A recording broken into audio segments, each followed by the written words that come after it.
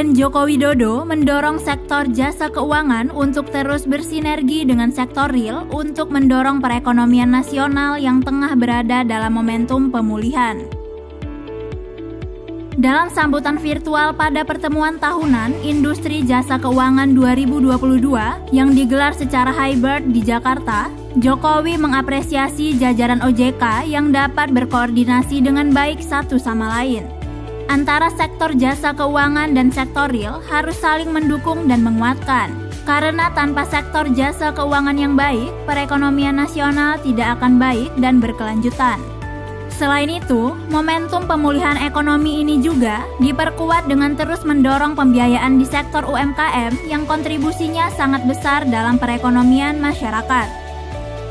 Jokowi menargetkan di tahun 2024, porsi kredit UMKM bisa mencapai 30% dengan strategi terobosan dan aksi-aksi serius, konsisten, dan berkelanjutan.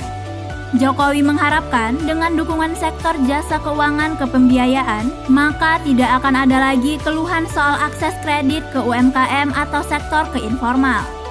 Pada kesempatan itu, Jokowi meluncurkan taksonomi hijau Indonesia yang diprakars OJK sebagai bentuk dukungan terhadap pemerintah yang menjadi presidensi G20 pada tahun 2022, serta bukti komitmen OJK terhadap pengembangan ekonomi hijau sebagai sektor ekonomi baru.